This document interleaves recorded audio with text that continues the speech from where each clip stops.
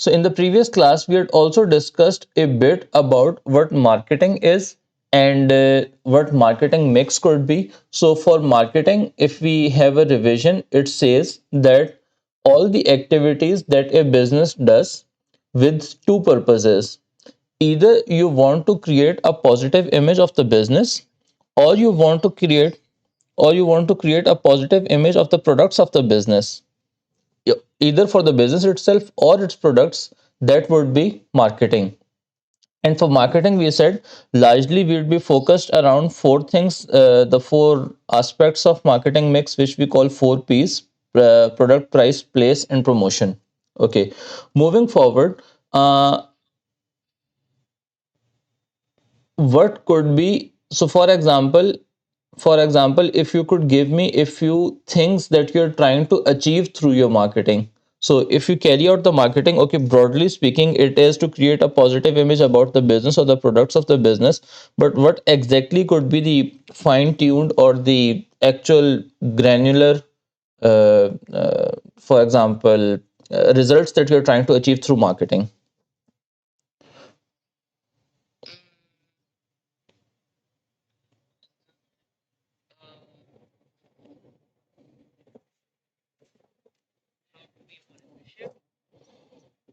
How would that be achieved through marketing?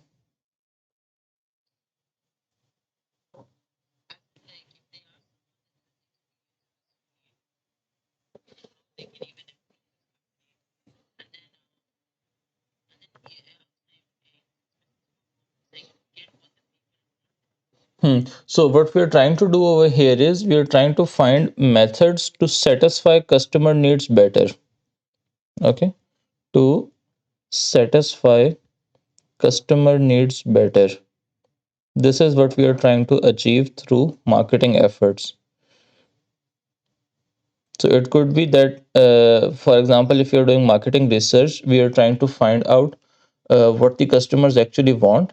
And then when we are carrying out the marketing campaigns or we are actually doing the advertising, we are trying to make customers aware about the product or how best it can satisfy their needs. The other aspects, the pricing, the place, it would be that we are trying to make the product affordable for the customer, or we are trying to make the product available in such places where it would be easily accessible by the customers. What else could be the aim of marketing?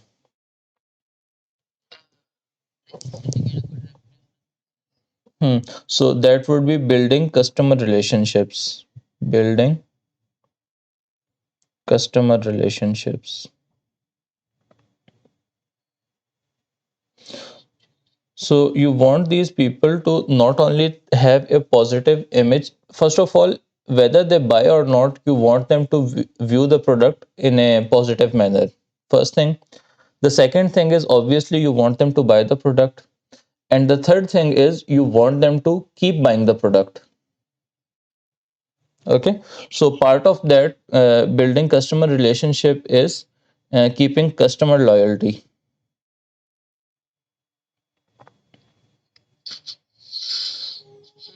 Keeping customer loyalty. Okay. What are the different methods that you would involve to build and keep customer loyalty?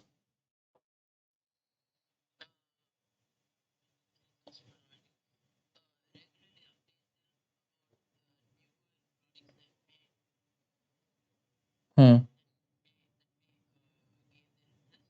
So if you want to engage customers in repeat buying, what would you offer them?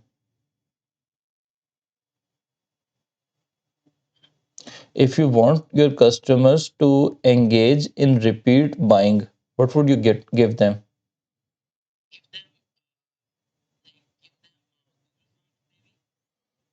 Okay, what else? How would a Google form help?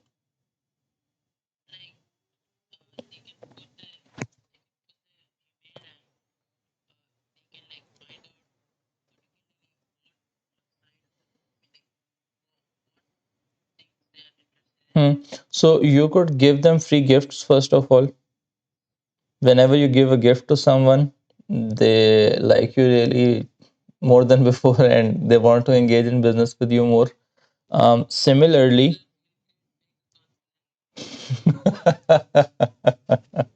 free gifts, these are usually for actual buying. When you actually go buy stuff, and up to even after a certain level of buying, you get such things. So buy this much of cereal and you get a packet of custard free, something like that, custard powder. Anyhow, there could be reward cards. So for example, if you buy your points that keep on accumulating, and if you buy this much, you would be able to these much with these much points you would be able to buy something.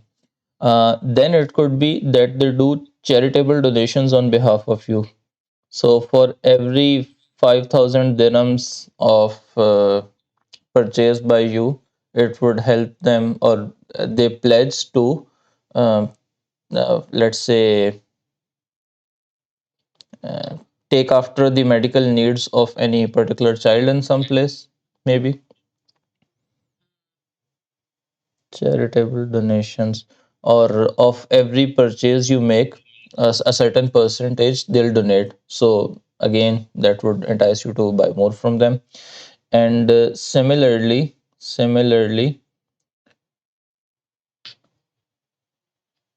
they could have partnership deals.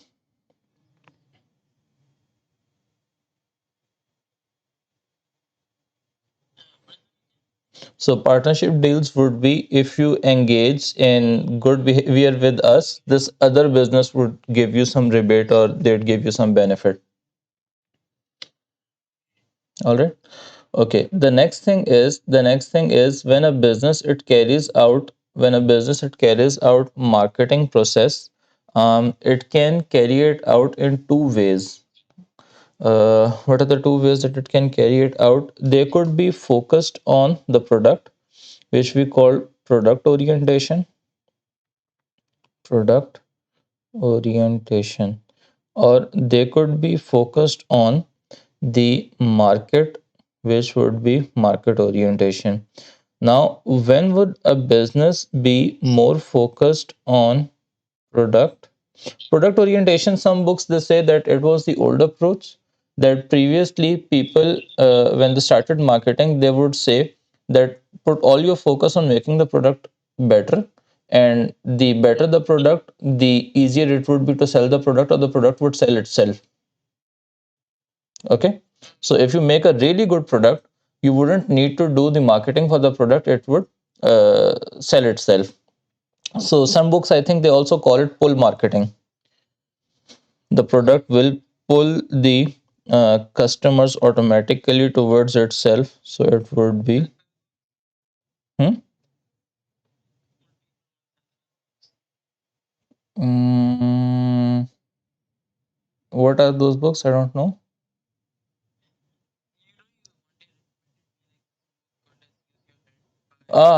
Yes, yes, yes, yes, yes, yes, yes, yes, yes, yes, yes. Hmm, hmm, hmm, hmm,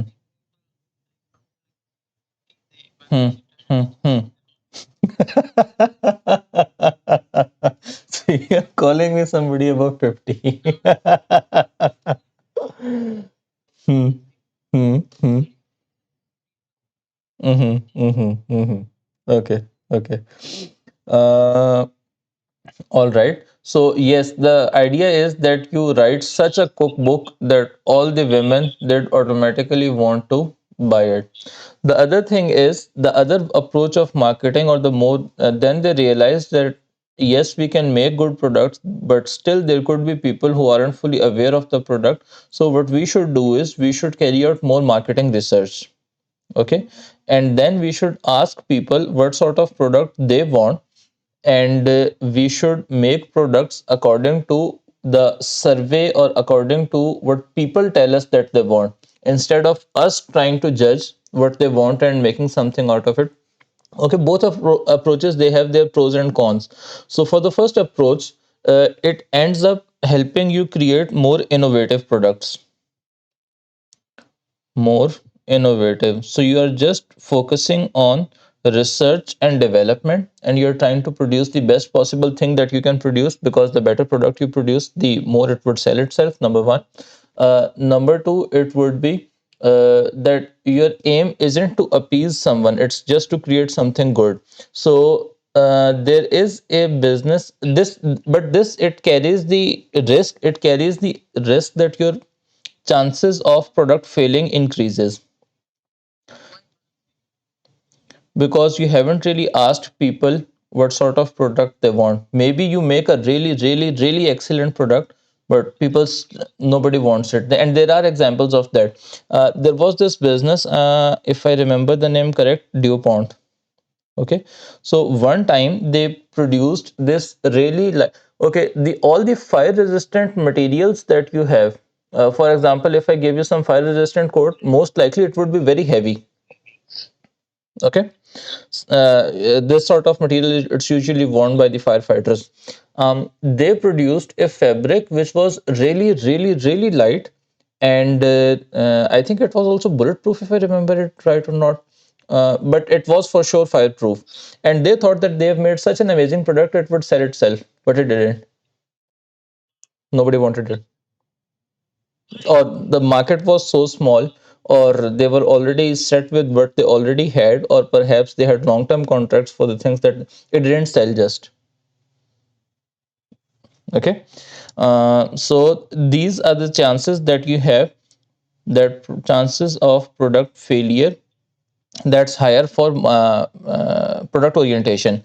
But okay, another thing, Henry Ford, the person who owned this Ford Motors and started this business, he once remarked that if all I had done was asking people what they wanted, I would have just got faster horse-driven carriages. Because people, they just see a horse-driven carriage, and they don't even know what a car is. So how can, out of customer survey or otherwise by asking customer, you could have them suggest you to make? I mean, there could be ways, but his point was that just asking customers, it takes you to a certain extent. Beyond that, you have to carry out your own innovation, and you have to just focus on making things which you feel would be good. And yes, all businesses, they involve risk, so follow that approach. This market orientation approach. Hmm, hmm. Obviously, now we know that we have a balance of both. We go for the market orientation. We ask people what exactly is it that they want, and then out of that information, we try to assess that what's not the product, what's the need that people have. So, for example, the serial example that we have been discussing today, the need behind it is food. The need behind it is food in the morning, right? So if you're making something, it shouldn't be, if you for example want to make an innovative product, it should be around food. It should be around something that can be consumed in the morning. So what are the patterns in the morning? You want something that can be made quickly. You want something that is perhaps light on your stomach. You want something that's easy to eat, and then easy to clean your utensils afterwards. So that sort of thing, these are the ideas that you would have in your mind, not just whether the cereal, it should be yellow or pink or green, or that wouldn't be the sort of innovation that you'd be looking to do, simply changing the color of the food. So this is that, yes, product orientation, it comes in handy, but you get the data from the market orientation, and based on that data, you carry out the product orientation. This approach, which takes a mix of the both, it is called asset led marketing. Asset led marketing. So this is that from the market data that you have, you look at what are the assets available with the business, and what's the best thing that you can produce from your assets as a response to the market data. Okay. Okay, so if the next thing is that for a business, there is okay, the advantages of the market orientation would be the opposite of that of product orientation. It would be that chances of risk of failure, chances of risk of failure, they go down. But The innovation, the product would be it meets demand of the people better, meets demands of people better.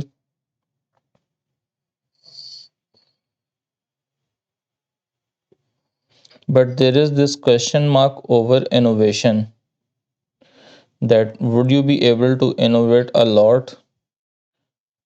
You can, but if you are just focused on appeasing people in the short term, or fulfilling their short term needs and wants, chances are you wouldn't be able to do as much. Okay. The next thing, with regards to the product, after the product and market orientation approaches, that for example, if a business they want to carry out their marketing efforts, the question that they might ask you is that what is market, and how does this market affect my business? Okay, so first of all, to know the market, you would know that market is a place where the goods or services they are being traded, right? It could be a physical space, it could be a virtual space. Okay, so why exactly should a marketeer be worried about market? There are a few things. First of all, they would be interested in the market share. And how do I calculate market share of a business? I would say sales of that business. Exactly, sales of a business divided by total market sales into 100. Okay, this market share, it can be calculated both for the number of units sold as well as for the total revenues. So, for example, you can calculate your market share by taking values in dirhams, that how many dirhams is the revenue of your competitor and all the other competitors combined, and how much is yours compared to that. That would be your market share in percentage, but for dirhams, for revenue. Or you could say that Samsung has sold these many mobile phones, Apple has sold these many mobile phones, Xiaomi has sold these many mobile phones. So, who has sold the most units? You could calculate the market share on based on units as well.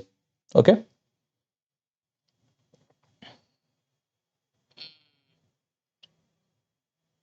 All right. The next thing that we have is that, why exactly would we be worried about the market share? First of all, it gives me the size of the market. Size of the market. Okay, so size of the market, it would tell me that how many potential customers are out there in the market. So for example, a business, they, let's say, their aim is expansion, and or let's say the break even point of a business is 2000 units. Okay, and all the market, this is break even point. Break even point, you remember what break even point is, right? And, hmm, hmm. Precisely, total cost equal to total revenue. Okay, so the business, they are happy that they have 100% market share, 100% market share of the product, but 100% market share is just 1500 units. So this business, it would never be able to generate a profit because it hasn't even reached the break even point. So it always makes sense to know the size of the market before entering a certain business, whether you would be able to achieve, because your product is so specific or so stupid that you can only gather all the stupids around you, and the size of the product, size of the market is really small. Let's say your task is to teach. Mhm. Let me think of an example where you would have 100% market share. There is a crop that is grown in just your your area, and all of it is consumed in the local locality. So you have a particular type of fruit or a particular type of vegetable that grows in just your area, and it's consumed by, it's just produced in that area and it's entirely consumed within the community. So the person who's growing the crop, he would have 100% market share. Or if there is, let's say, a cobbler in a small town, okay, and that is, let's say, a remote town, he would have 100% market share. All the people, they come to this particular cobbler to get their shoes fixed.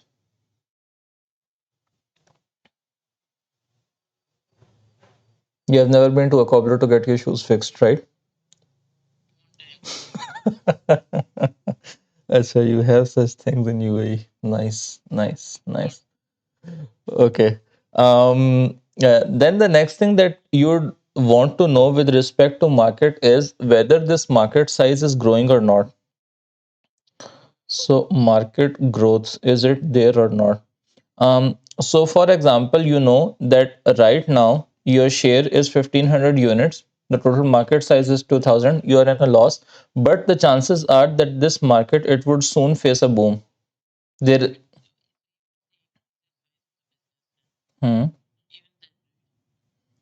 Even then, so if the business increases, market grows, now you would want to know whether out of that increased growth, would it be just you who would be getting the benefit of this growth, or would it be that there would more players who would come in and you wouldn't get as much of the growth as there is. So for example, market grows by 20%. Let's just assume out of that 20% market growth, will all of it go to you, or would there be some new competitors who now step in and they get some of this growth? Because right now you had 100% market share, it means it was just you operating in the market. Confusing? Let's take an example. uh, there are mobile phones being sold across the globe, and the number of users of mobile phones are increasing each year. So first of all, number of users increasing, number of users, they are increasing. If number of users are increasing, that increase, let's say each year, let's just assume that number of mobile phone users across the globe, they increase by 20%. Okay, there are 20% new mobile phone users every year.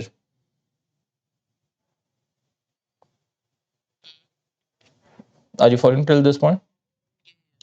And the competitors that are there in the market, let's make it simple. There is Apple from USA, there is Samsung from Korea, and let's just say there are a bunch of Chinese manufacturers. To keep our story simple, out of these new 20% people, how many would start using Apple phones, how many would start using Samsung phones, or how many would start using Chinese phones? So the increase in the market, how much of it are you able to convert as your, because right now these people, they're neutral. Obviously they're new users, they aren't loyal to, or they haven't started using any particular phone. So who gets them first, who converts them first, these neutral users, into their customers?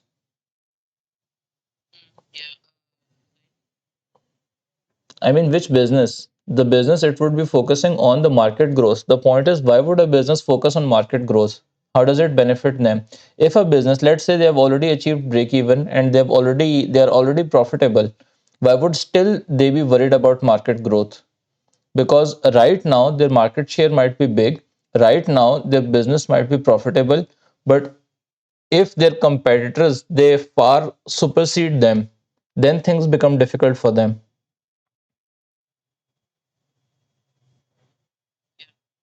If you're still confused, let me know. Okay, okay, okay, okay. The other thing that the business, they would be, were I mean, with regards to market, other than market growth, they would want to know who are the current competitors in the market. Number and size of number and size of competitors. Why would a business be interested in number and size of competitors?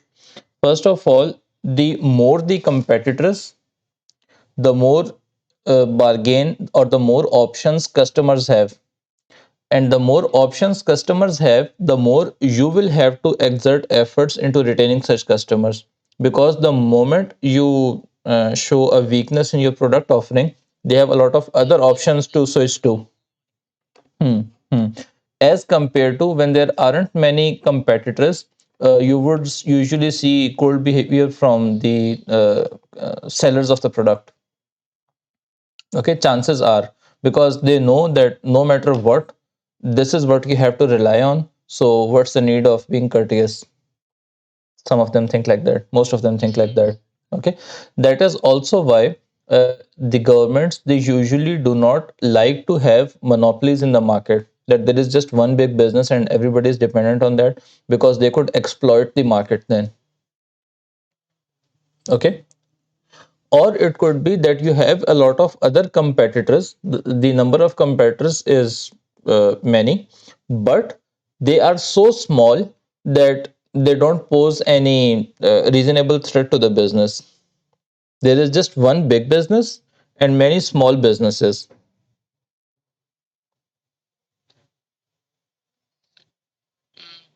Are you confused? You sound lost.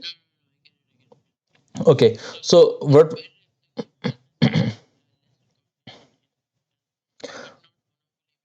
from the business's point of view, they would want to be a monopoly always. Whereas from the customers and the rights point of view, they would want as much competition in the market as possible. Hmm, hmm. Similarly, we have studied before that there is some linkage between your market share. So, for example, we have seen that businesses, sometimes their aim is, or their objective is, to increase market size. There is certain prestige attached to increasing your market size. Number one. Number two, customers at times, they want to engage in business more with a business that's already big or that has a bigger chunk of the pie. Okay, that business sounds more legit and that business sounds more reliable. Why are the majority of the people buying from this particular business? There must be some reason behind it, so they all automatically gravitate towards that.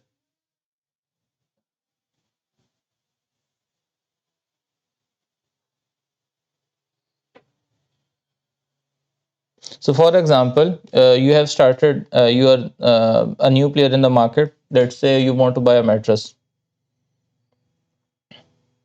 Okay, and there are two options. There is this famous store in the big mall where most of the people get their mattresses from, and there is an old small shop which just threw their flyer in your, I mean, underneath your door, so you got to know about them. Which one are you more likely to buy from?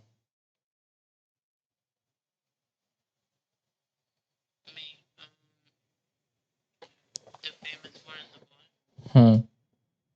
Why? Because you already know that they are an established business, their customer service might be good, they have been selling it for a long time. Because of economies of scale, they might be giving you better prices. Not just mattress, you might be able to get other products, other furniture from their shop. So, all these factors you would think, and you would gravitate towards businesses which are bigger. So, that is why a business, it would want to know where it stands in the market, and it would want to increase its relative share in the market over the period of time. And in order to do that, they would have to keep account of what other competitors are there in the market, how many of them are there, and what's their size, or what's their revenue, total revenue, relative to my business's revenue. Okay. Okay. You might also want to consider, okay, these are the factors, that there is a certain size of the market, there is a certain proportion with which the market is growing, there is this many number of competitors that are there in the market. You would also want to be cognizant of the factors that could affect growth in any of the above three factors causing change. So if there are, let's say, three competitors in the market, why aren't there four? What's stopping a fourth competitor from entering the market? Okay. Similarly, if a particular business has a certain market share, let's say your competitors has, there are just two people in the market, you and the competitor, they have 70% market share and yours is 30%. Why is it that theirs is 70% and yours just 30%? What could change that? Is it So, for example, let me give you an example of Pakistan. In Pakistan, they had this telephone lines, these landline phones. There was just one government company which was allowed to do all the stuff. Okay, the name was PTCL. So everybody in their home they had a PTCL. So to the extent that landline connections, they were called PTCL numbers, Pakistan Telecommunication Limited. Okay. Then the government, they perhaps saw that there were inefficiencies in the market, or for some reason they privatized the sector. So when they privatized the sectors, new players, they were allowed to enter the market. They were allowed to lay down their own landlines or give their own connections to people at home and offices. Okay. So once these people, they're allowed to enter the market, initially their market share would be small. So PTCL, they should be thinking at that point that right now our market share is 100%. But why was it 100%? It was 100% mainly because of the fact that the government did not allow anyone else to compete in the market. Now that they have allowed other people, hmm, hmm, hmm. So these are sometimes called barriers to entry. That there are barriers to entry. Okay. An oil refinery in Pakistan, there are just three or four, there are four in total oil refineries, four businesses which have their oil refineries. Okay. So right now, they should think, what is it that is stopping other people from entering this refinery business? Why isn't there a fifth one? Why isn't there a sixth one? The reason is that the business is so cost intensive, intensive, that there are few people with that much sum of money who would be willing to enter this particular business. Okay. And they should be keeping in check of this factor, that the barrier to entry right now is cost of investment. Not everybody has this much this much money lying around to invest in such a business. But if there are new investors who are coming into the markets, okay, so they know the Pakistani market, there are few people who have this much money, so they feel safe that there wouldn't be a new competitor. But what if foreign competitors, they come and they say, we want to set up a refinery in Pakistan, oil refinery? Okay. So they are allowed. So for this, you'd have to take the government's approval as well.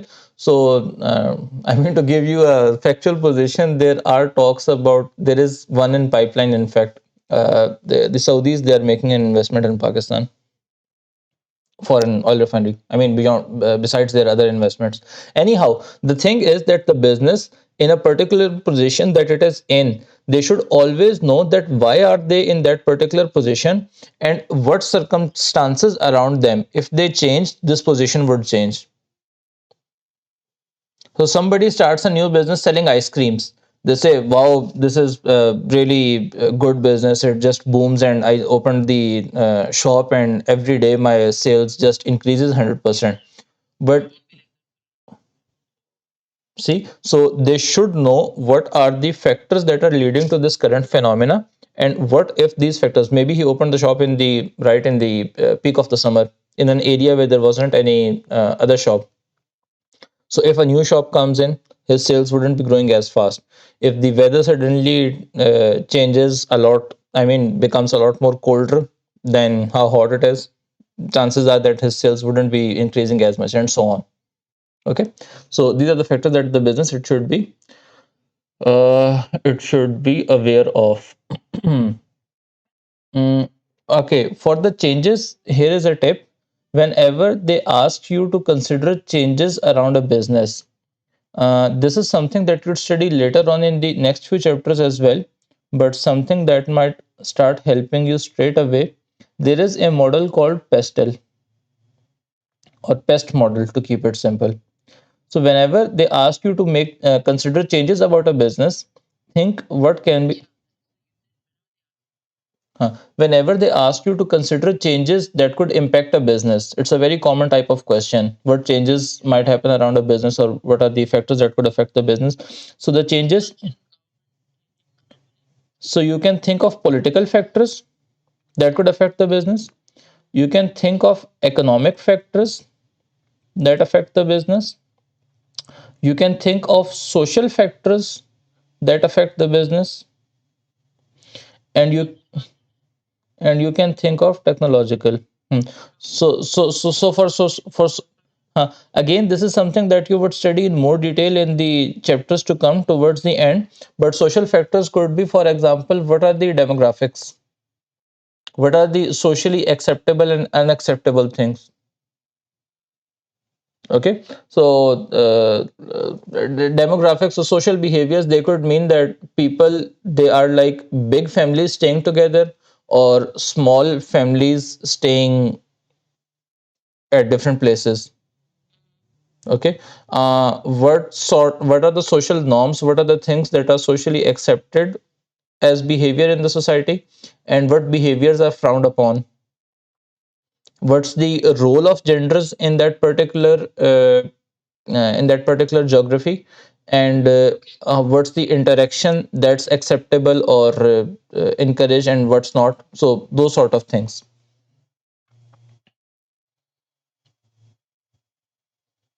The breakup of the society, the demographics, how many of the people they are under what are the age brackets and the proportion of people in those age brackets. So all these factors, they come in social. Okay. Okay, so we were talking about what are the different costs that a business it has. What are the different with regards to market share? What are the different factors that a business it keeps on thinking about? So we said they think about the size of the market, whether it's growing or not. Um, we we want the business to know about the number of competitors that are there in the market. What are the factors that could cause change in these above three things that we have listed? What are the costs and profitability of operating a certain business? Costs and profitability.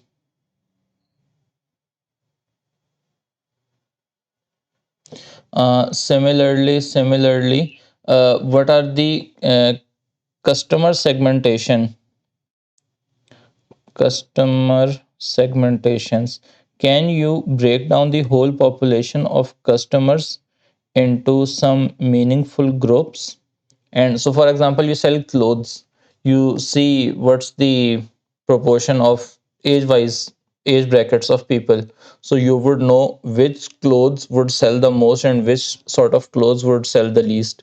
Then you would know. So, for example, for adults, they'd be buying clothes for themselves, but for children, it would be their parents who would be buying clothes for them. Okay, so there's a difference between consumers and customers. So how would you sell this particular thing, and so on? You would want to know the segments in the customers, and based on that segments, can you come up with any meaningful piece of information to help your business grow? And the last would be consumer behavior. Consumer behavior. So these are seven things with regards to the market that you would keep a watch on, and you would see how these are changing in the market. Okay. One more important topic with regards to marketing is whether you engage in niche marketing or you engage in mass marketing. So do you know the difference between the two? Hmm. Hmm.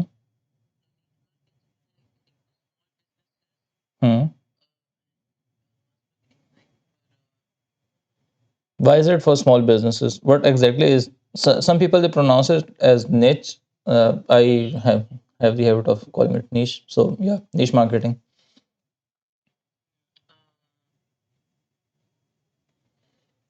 So niche marketing is where you target a particular small segment of the entire market and you focus your marketing efforts on just that. Focus group is for research.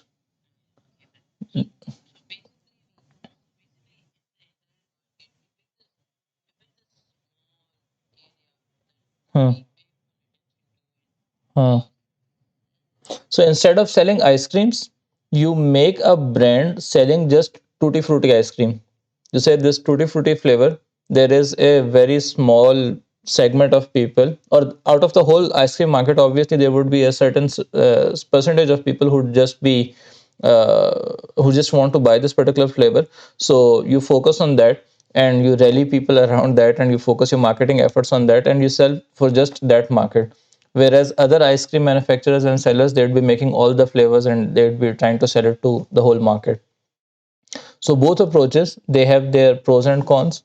For niche marketing, it would be obviously, as you said, suits small businesses more, whereas mass marketing usually it's adopted by the big businesses, because for big businesses it's difficult for them to modify their product to in accordance with every small consumer group.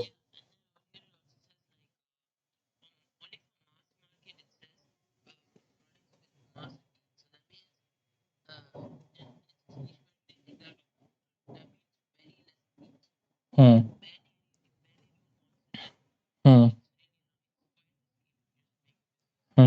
For a small business to kickstart a business, it could help you that these customers they could feel marginalized or they could feel that their needs aren't being properly addressed by these mass marketing businesses.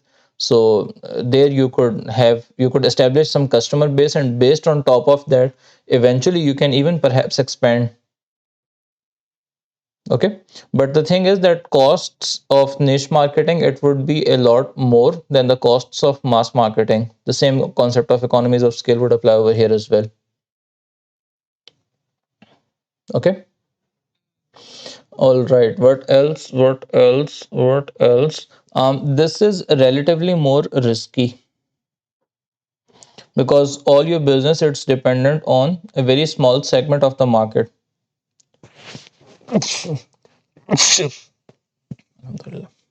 Okay, whereas this one would be less risky mass marketing because you're selling product to a larger segment of the society. If it doesn't work for one, it could work for someone else. So, for example, a particular demographic in the society, let's say there is a fall in demand of a particular variant of the product, but for the other variants, there is still demand. So, people suddenly they stop liking the tutti frutti ice cream, but they don't hate ice cream as such. They would keep consuming the other flavors. Okay.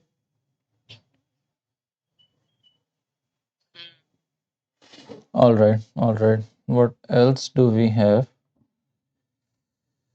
Hmm, hmm, hmm, hmm. Okay. Again, with regards to consumers, what is it that a business it has to keep an eye on? So here we discussed what is market and what are the factors in the market which, if change, uh, business it would have to keep an eye on and it would have to change accordingly. For this last point that we wrote over here in the market, that there are consumer behaviors which might be changing, let's just focus on that, that what sort of changes can happen in consumer behaviors which could lead a business to realign itself, or which could cause a business to make changes in the way it's offering the product. So the first thing is that consumers they are buying the product because this product it satisfies some need, right? What if that need changes, that need is no longer there? So changing consumers needs. Is it too boring a lesson today? You, hmm, hmm, hmm. It's all right. Not everything, you wouldn't be asked to write an essay on everything you know about markets and stuff. You would be asked, whenever you get a question, you would be asked a particular topic, and on that particular topic, just you'd have to produce information. Okay.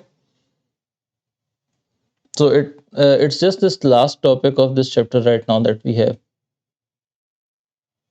Okay. Okay. So with regards to consumers, we are saying that the consumers, they buy the product because they have some need, and those needs they might change. How could those needs, consumers' needs change? So for example, if their incomes change, if there is change in incomes of the people, they would be needing different sorts of goods now. So for example, if the incomes in the society as a whole they're increasing, there would be more demand for luxury products.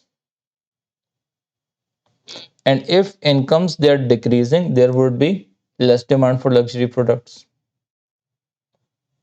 Okay. Similarly, change in education,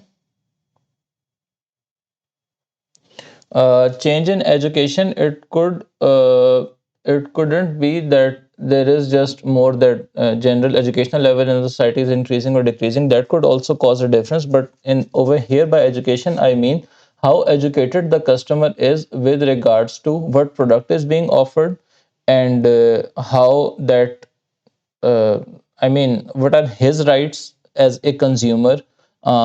Where else could he get a better product, and all this information about the product? So, change in education or change in information about the product. If consumers they are more aware, their needs they might change. So, for example, it could be that because of massive campaigns against tobacco by the government, the overall previously they had a greater desire for smoking, the larger segment of the population. Now that segment is shrinking because the government it has educated people on the downsides of smoking, let's say. Okay. Similarly, if there are changes in social habits, so for example, a change in social habits could be that previously these there was a certain, and still there is a certain prestige attached in owning your own vehicle. It could be that over the period of time, as a society, it's not considered that bad. So, for example, people they're conscious about their social status in the society, and people that want to portray themselves as well off, right?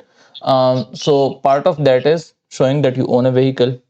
But what if that you no longer think about that? You are no longer as conscious of what people are thinking about you. So you're fine with traveling in public transport as well. So that would cause a shift in your demand for cars, for your personal vehicles. Okay. Hmm. Hmm. Hmm. Hmm. Hmm. So for UK, for example, owning a vehicle isn't that expensive as compared to keeping the vehicle.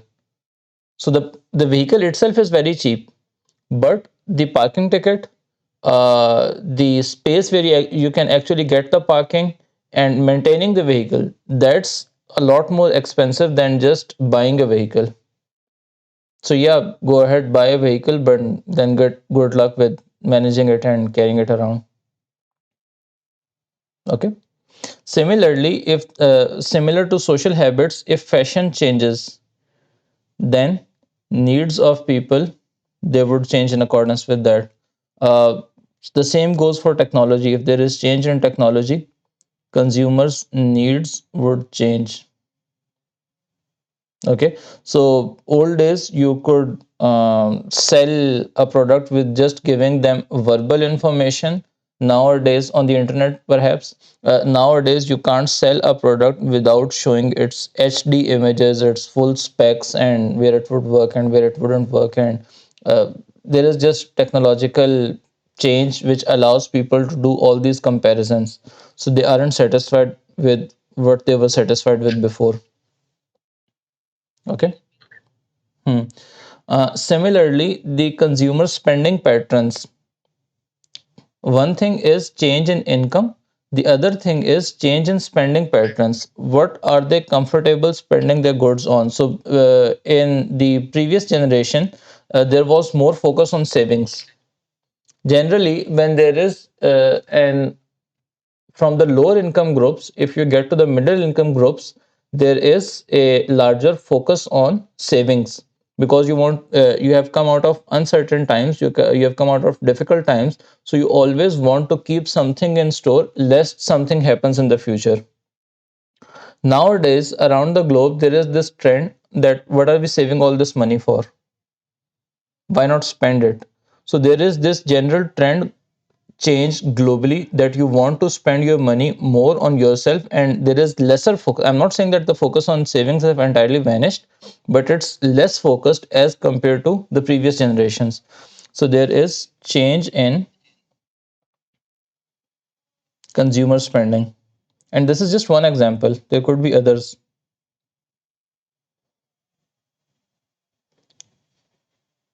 So previously, for example, you could say people wouldn't spend as much on travel. Now they spend a lot on travel. If they spend a lot on travel, they would spend a lot on for example, for their accommodation as well, for the staying arrangements as well. So it could be that there isn't a direct increase in your industry, the change in the interest of. So for example, if you own a hotel, or if you have rented part of your space on Airbnb, you could see that there is a sudden surge in the demand for your product. But what you must realize is that this isn't a demand for your product per se. It's not that people really love the concept of Airbnb and just for the sake of it they're consuming it. The demand is more because the demand for travel is more. So your demand is a derived demand. Hmm, hmm, hmm, hmm, hmm, hmm.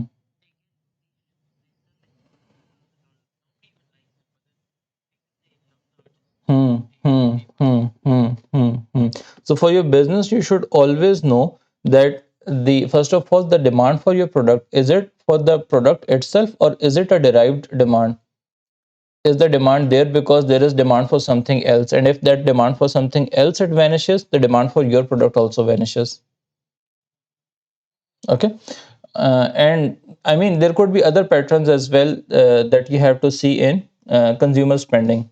Overall consumer spending, is it increasing or decreasing? Incomes overall, if they're increasing, people would spend more. If overall incomes they're decreasing, people would spend less. Similarly, competition, that could influence consumer behavior. So more competition would mean less business for you, because some of your customers, they'd be shifting to competitors. So what's the competition landscape like for your consumers? More competition would mean consumers, they would have more choice to choose from. It would mean that they would demand more respect from the businesses. Let's say they would demand better treatment from the businesses. If not offered, they have other options to switch to. And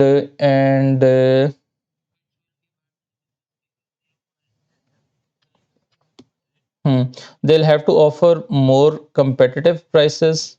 They will have to make their product better, improve product. So when we say improve product, it means both the physical aspect of it, as in the visual aspect of it, as well as the task it does. Okay. The more competition would mean they will have to carry out better marketing, as in marketing campaigns or better promotion, let's say. Instead of marketing, let's say better promotion. And they would have to obviously offer something extra as compared to what their competitors are offering for the same price. Okay, that would be it for this particular chapter. If you have any questions, you could ask, and then we can move to the questions towards the end, which would be page number 289 of your book. 389. 2 289, 289, sorry.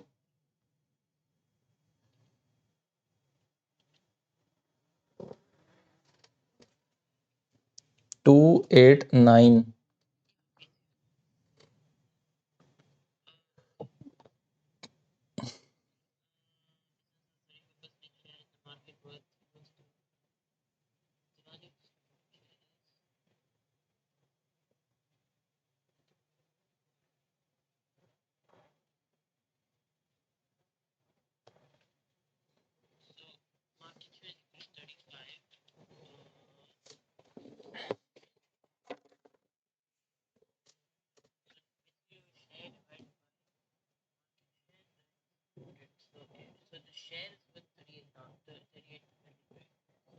No, market worth is 38 million.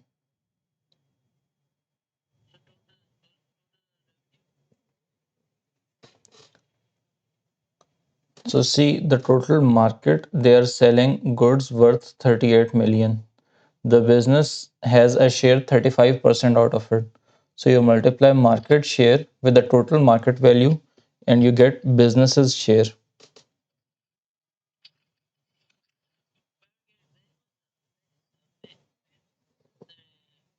Textbook? Okay, okay. Let me tell you. So it says business share, the equation. Business share is equal to um, business sales over total sales. Total sales, right? The share of the percentage share of business or market share is business sales over total sales into 100. So just for the sake of simplicity to keep it in decimals, I would remove this 100. So over here they tell me that the share of the business is how much? 35% or 0.35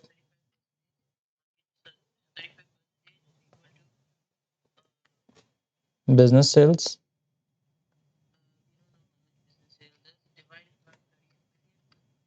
divided by 38 million. And if okay, you want to keep it in percentage, so 35%. If you're using 0.35, then you don't have to write the 100. If you're using 35, then you have to write the 100.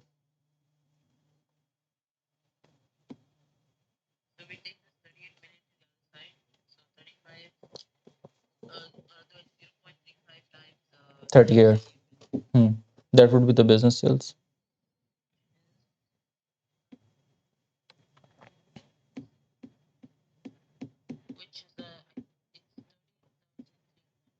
Hmm. Hmm.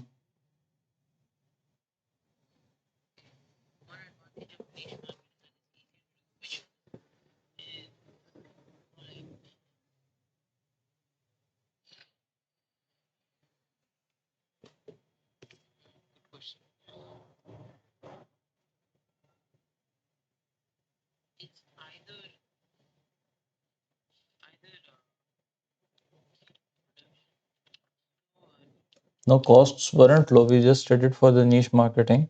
They would have more costs because they wouldn't have economies of scale. So in niche marketing, costs are more. It can't be that.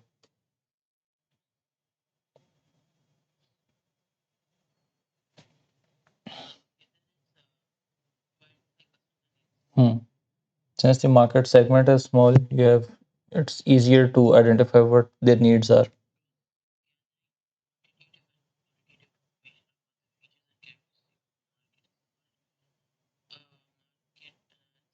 Market analysis, good.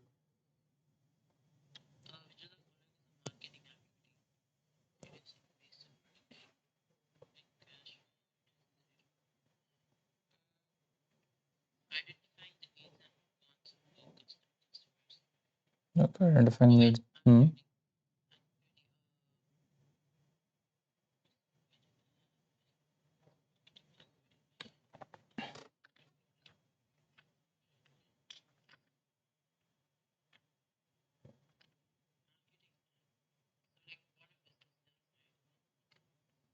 Hmm.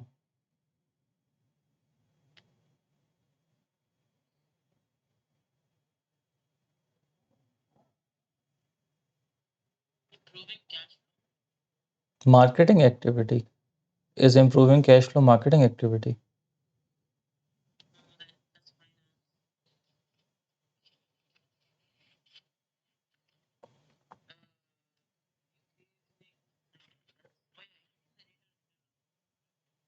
That's marketing activity.